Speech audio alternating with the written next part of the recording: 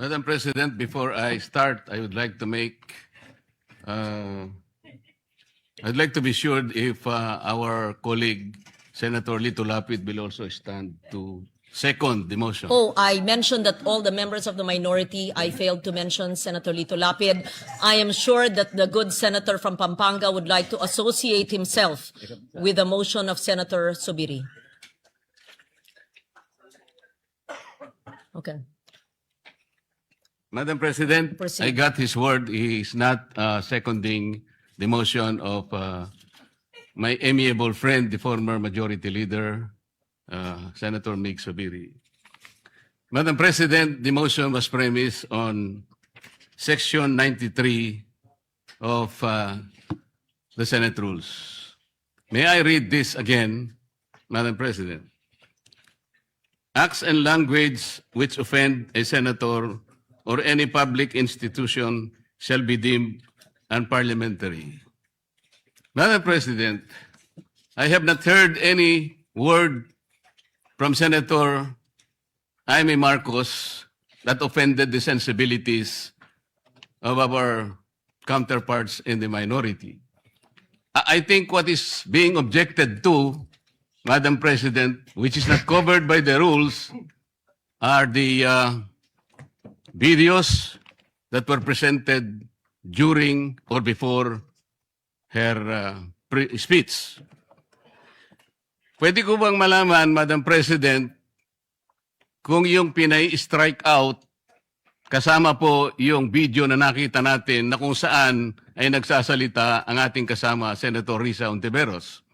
Kasi po sinabi niya, while BP Sara is in power, the threat of a full-blown Duterte comeback is still a very real and present danger. Sa akin po, walang problema yun. Opinion niya yun eh. And we have to respect that opinion. Yan po ba'y pinaalis natin? Gusto ko lang pong malaman, isa-isahin natin. Pangalawa po, nakita ko rin po yung sarili ko. Kasi po, ako'y naanyayahan sa isang television program, tinanong lang po ako, totoo po bang merong connection yung coup? Kasi po, ang tawag coup eh. Hindi naman po coup, yung karaniwang nangyayari po sa buhay ng Senado yun eh. Palitan talaga yan. Maraming beses na po yan. Ang sabi ko po, kasi kinukonekta daw nila sa impeachment. Sabi ko, hindi po siguro. Sabi ko, dahil sa ngayon, 12 kami. Hindi man kinakailangan naming mag-coup para lamang i-prostrate natin yung impeachment. Palagay ko po, hindi. Yung po bang opinion ko na yun, tatanggalin? Gusto ko lang pong malaman. Kasi po, meron pa po nga sinabi, I mean, sinungaling. Meron din po nagsabing gano'n eh. Ang ibig ko po sabihin, Madam President, ngayon po nakita natin the vibrancy of democracy in this chamber. Isa-isa po silang nagsalita lahat. Nabigyan ng pagkakataong ipaliwanag ang kanilang panig. Hindi po ba maganda ngayon na nakita ng taong bayan, nagamit nga lang po yung kanyang presentation. Pero naging daan para mapakinggan ng buong mamamayan. At sila na po ang final arbiter, Madam President. Ako nga po eh. Ako nga po. Kailan lang nag-privilege speech ang isa sa atin dito. Habang nagsasalita siya, pinadaan niya ang isang slide na merong isang papel, na merong takip, at pagkatapos merong nakasulat, care of Congressman Marcoleta, 500. Isang kapirasong papel na tinakpan. Nung hindi pinatos ng media, kinabukasan, nagpa-interview siya, hindi minsan, 2 beses. Para lamang ipangalandakan ang importansya ng papel na may takip at merong nakasulat, care of Kong Marcoleta, 500. Nagsalita po siya sa media 2 beses at paiimbestiga raw ako sa ombudsman. Dahil po ba sa media nangyari yon at hindi dito? May diferensya po ba? Wala. Walang diferensya yun. Pareho lang yun. Napakasensitibo natin sa ibang banda.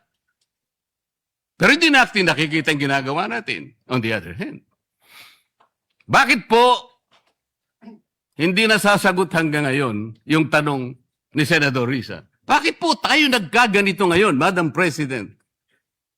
Kasi po, napigilan lang akong magtanong. Ngayon ko na po tatanong. Alam po ba ninyo kung bakit tayo nagkaganito, Madam President? Kasi po matagal ko nang sinasabi, 9 na buwan na po ang nakararaan, ngunit ayaw nating ituloy ang pag-iimbestiga sa flood control scandal. Isang pinakamalaking nakawan sa ating bansa. Parang ninakawan ng isang pamilya sa tanghaling tapat at ang mga magnanakaw ay hindi nakamaskara. Nakakurbata lahat. Nakabarong Tagalog. Paano hindi masisira ang kumpiyansa ng mamamayan kapag tinalikuran natin ang ganong pananagutan? Ano pong sinabi pa sa akin? Imbes na sagutin nila yung privilege speech ko noon, nasa pamimilit ko na, eto pong tungkulin natin eh. Naging PNP chief kayo. Ako po'y humanga sa inyo noon. Hindi ko na ikukwento ang lahat ng ito. Bakit ngayon? Bakit hindi natin gawin lahat yon? Alang-alang sa interes ng bayan.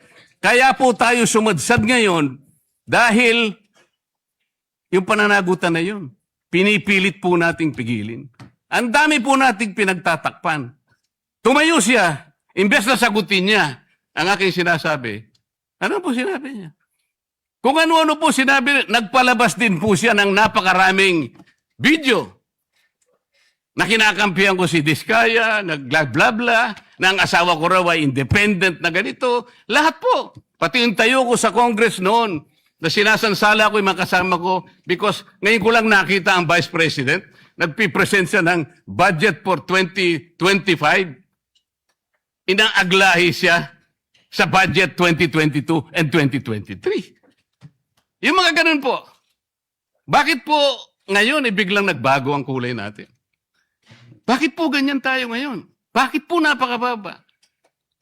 Siguro po, kung may pagkakataon tayo, maring bukas o kang makalawa, makikita po ninyo yung complete video yung nangyari nung Lunes, May 11, 2026. Kung paano, alas 7 pa lang ng umaga, nandito na yung tropa ng NBI na nakipag-coordinate sa opisina ng OSAA.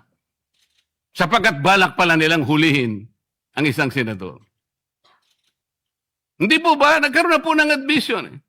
Tinanong ko pa nga yung ating former SP kung nakita niya yung warrant of arrest. Pinakita ba sa'yo? Sabi naman niya, hindi. Naniwala po ako ron.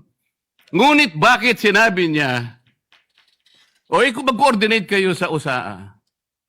Alam po ba niyo, Madam President, kung ako po ang Senate President, kaya ko lang naman ginagawang halimbawa ito, Madam President, dahil hindi naman po ako magiging Senate President. Kung ako lang, hindi ko papayagan yon, Madam President. Bakit po? Respeto na lang sa premises ng institusyon na ito. Gawin niyo ang gusto niyong gawin. Huwag dito. Nakikiusap ako, utang na loob. Huwag dito. I will do that. Pero ano po nangyari? And the rest is history. Hinabol po ng hinabol, kamuntik na pong nahulog sa hagdanan ng Senator Bato. Ganun po ba ang pagtrato sa isang senador? Sinasagot ko po yung tanong, bakit po tayo nagkaganito? Isipin po ninyo, bakit hindi kayo magsimula doon? Meron po bang isa sa mga minority counterparts natin ngayon, Madam President? Meron po bang isa na sumama sa akin nung ako'y nagsasalita na parang si John the Baptist, ako na lang ang isang nagsasalita. Ituloy natin ang investigasyon. Meron po ba silang lakas ng loob na samahan ako? Madam President? Wala po. That's why I'm objecting to the motion. Wag po tayong balat sibuyas. Wag po tayong balat sibuyas. Salamat po.